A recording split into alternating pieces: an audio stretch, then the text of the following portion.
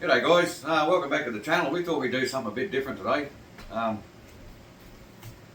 going to take you for a walk through the Tamiya room. So these doors aren't normally closed like this. We're just doing this for visual effect. So come on in. Now this cord here is a bit of a faff, as they say in UK land. This is actually for a external security camera, and I just need a extension to fix that up, which I'll get to one day. So the first little corner here, this isn't a very big room, but first little corner you can see we just got a few cars laid out. We've got a lot of spaces left where we can get more RC cars, which is cool. This room is actually also, or at least it used to be, a bit of a storage room, a spare room kind of thing. So we've got a lot of sort of junk laying around here that we need to organise and possibly get rid of. So toolbox, not our main toolbox, but it's where we keep random stuff that we don't use very often, because the actual workbench is over the other side of the room. And of course it's customary to have the top of your toolbox just full of just random stuff that you forget that's what's in there, and it just goes in there and then stays in there and you never see it ever again. Heap of motors in there that we can probably do something with one day.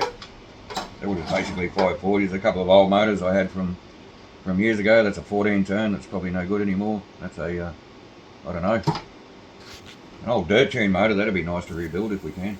That was a good little motor. That used to be in the hot shot years ago.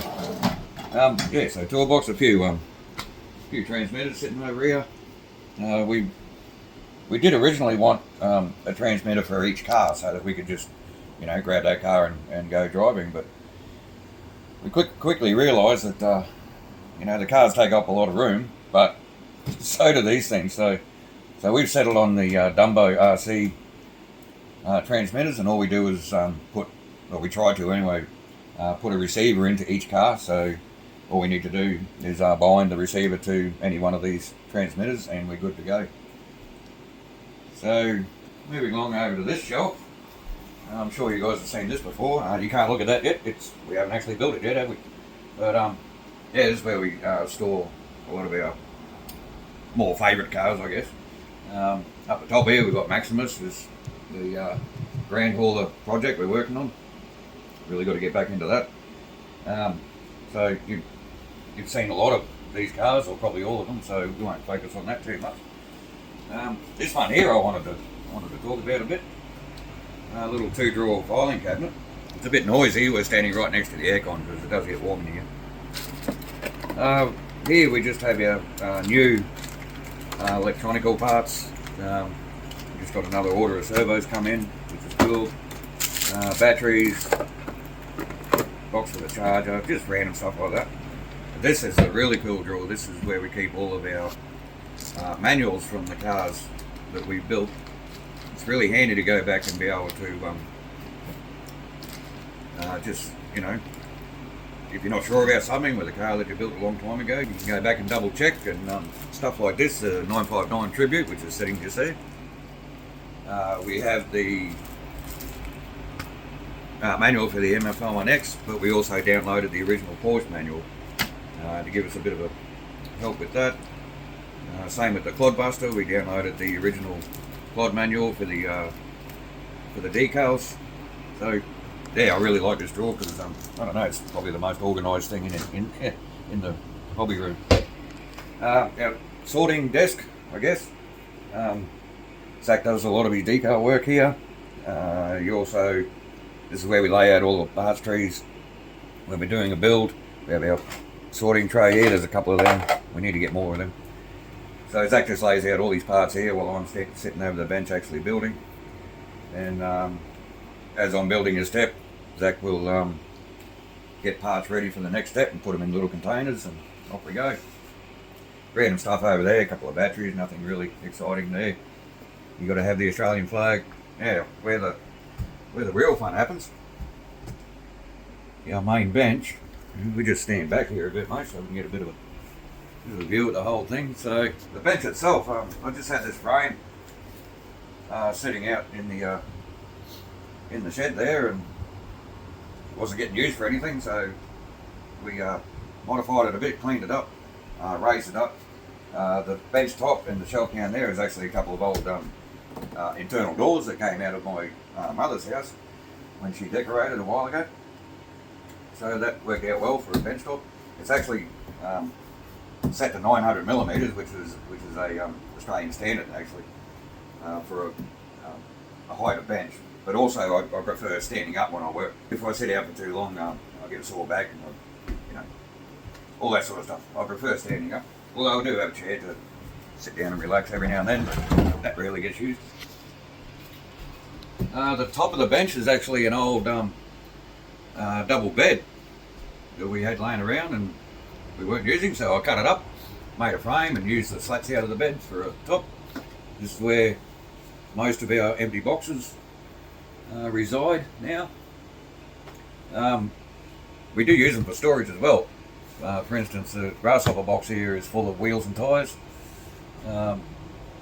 Pretty much all the boxes still have the leftover parts, or plastic parts anyway, still in the boxes. So if we need something out of there for that particular car, we just go to that box and get the parts that we need.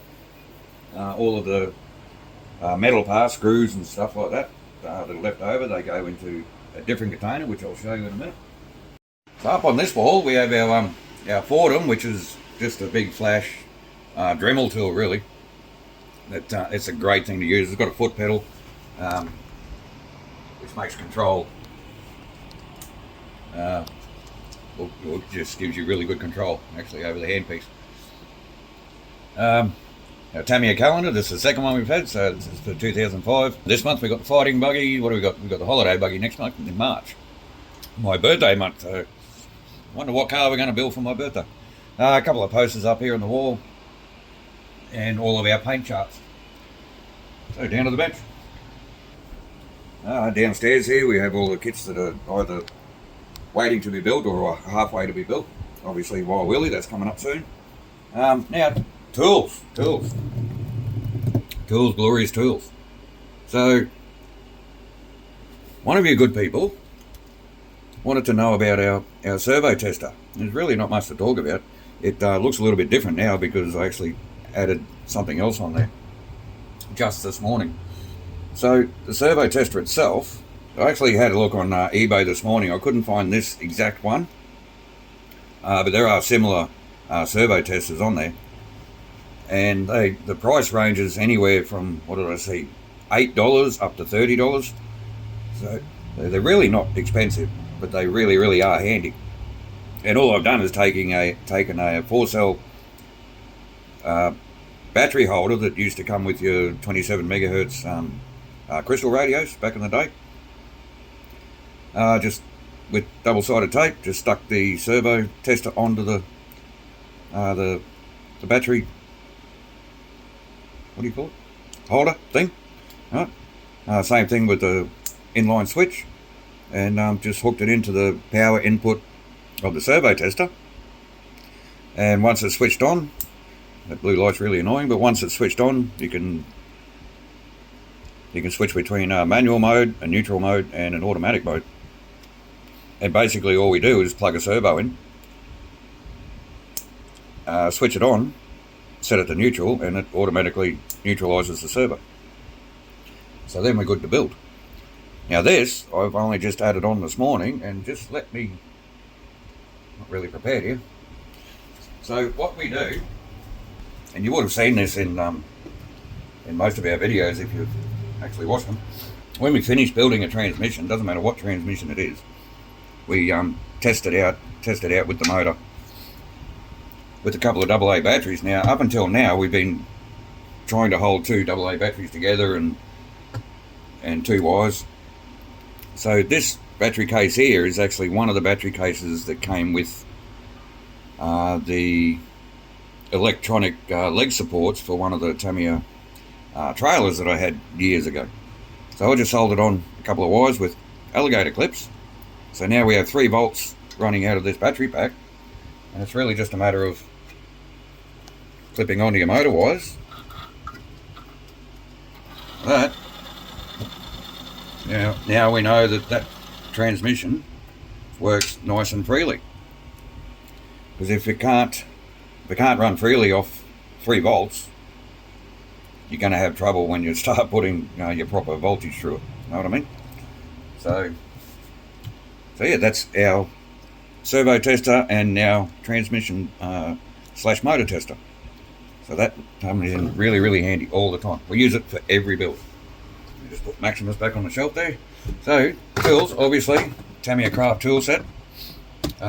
This is the blue version, obviously, because it's blue. You get your two nut drivers, small and large. Your small and large JIS drivers, a flat blade, 3 Allen wrenches, and the handle. The handle is actually really cool because obviously you can put your driver into the handle and you get more purchase on the handle, but also when you really want to torque something up, you can actually slide the driver into the end of the handle and you've got that extra leverage to, I don't know where you'd need that kind of a torque on one of these little cars, but the option's there if you need it. What else we have? Just going to do this real quickly. Pointy nose pliers, must have. Lexan scissors, obviously for cutting out Lexan bodies, and also we trim up some decals with that as well. Flush cut pliers, which these are actually getting quite worn out, even though they're not that old, for cutting parts off trees and stuff. Tweezers, especially for us older fellas with gummy fingers. A O-ring pick, 90-degree O-ring pick. That comes in handy more often than you think. Obviously, hobby knives, I call them X-Acto knives, but they're not. X-Acto is the brand, but they're not X-Acto brand knives. They're actually this brand, Tool Pro. These sets here are, I think, around $8 or $10 or something, from the auto parts shop. I bought 2 of them, and they come with a small and a large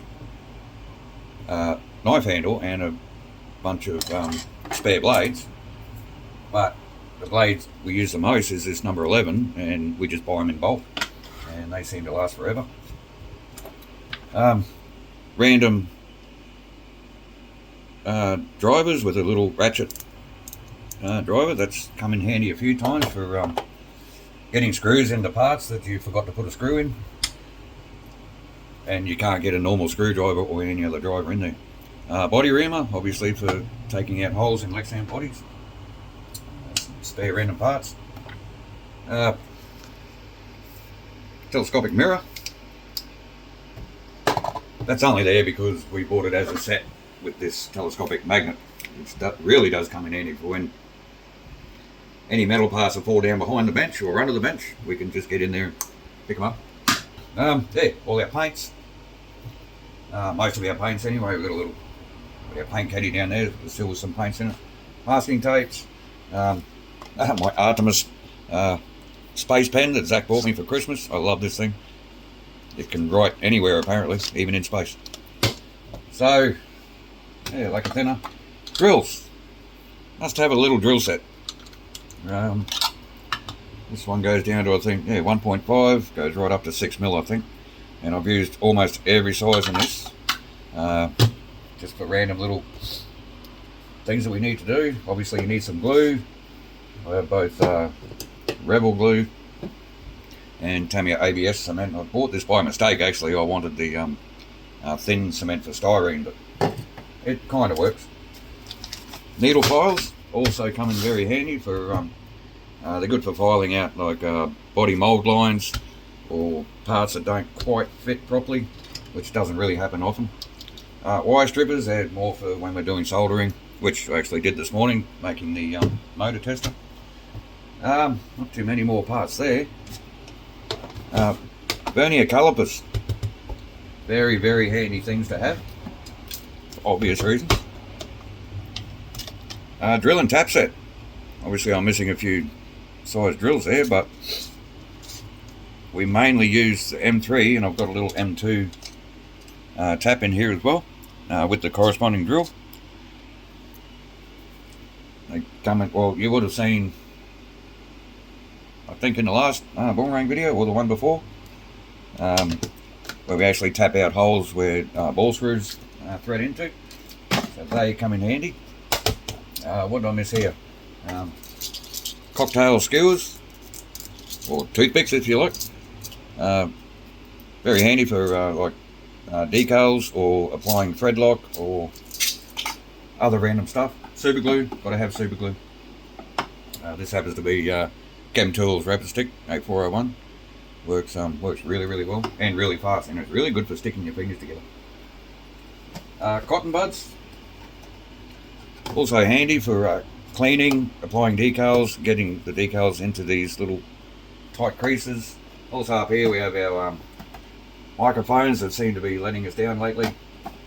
Our airbrush set. Here's my vintage, well, one of them anyway, my Palmer Hemi. I've got another one in a box that's sort of half built that I was going to use for a project that didn't end up getting off the ground. Up here we have some of our more favourite cars, the beautiful Pajero, which we haven't driven outside yet, but we may do soon. The recent FAV project and our SRB collection so far. So we've got one more to go with them. So we're pretty excited about that. Storage.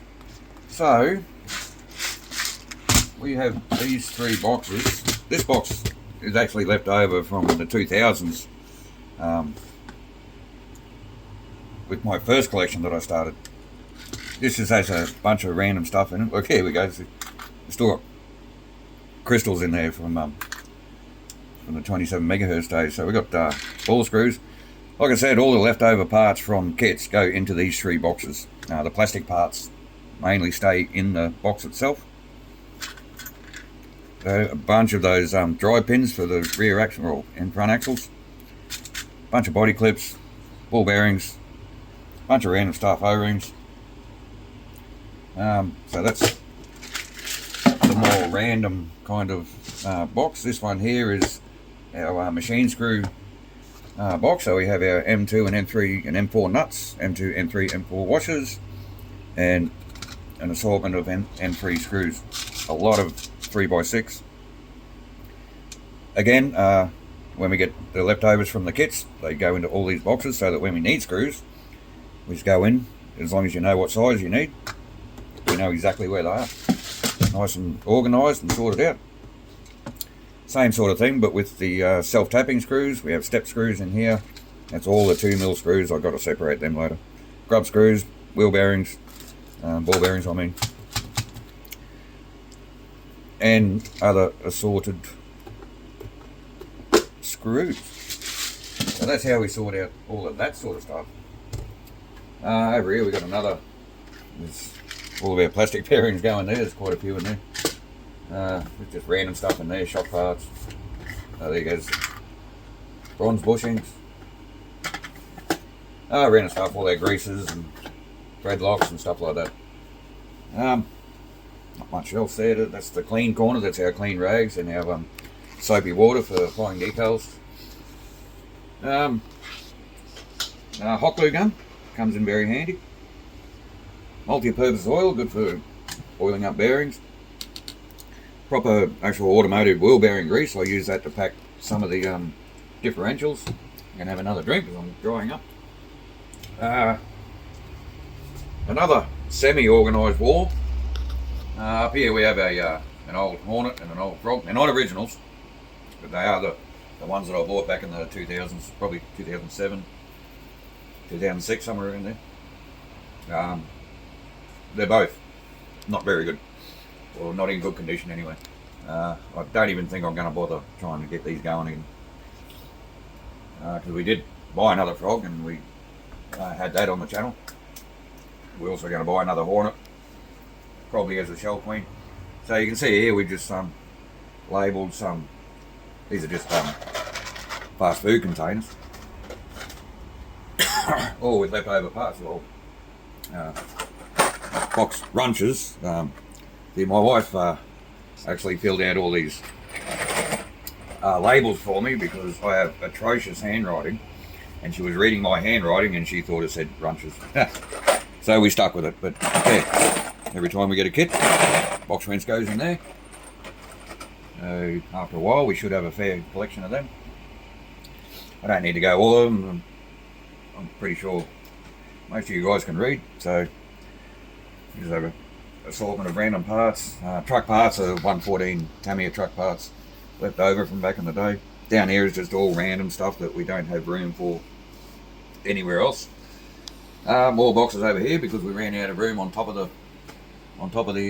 the bench there. Then brings us back to the cupboard, which just has random stuff in there. There's really nothing exciting there. And back to the start of the room. So that's our little walk around of our small workshop. Hope you enjoyed it. Hope you get some ideas about storage and tooling and stuff you might help you. I don't know, make it easier to get through your RC journey, like it is for us. If we weren't organised like this, we'd still be building on the kitchen table. There'd be crap everywhere and it'd just be messy. This is so much better for us. I'm a little bit OCD, Zach's very OCD. So obviously this isn't very good for an OCD person, but we're getting there. So again, hope you enjoyed it. Thanks for your support. Have a great day and see you on the next video.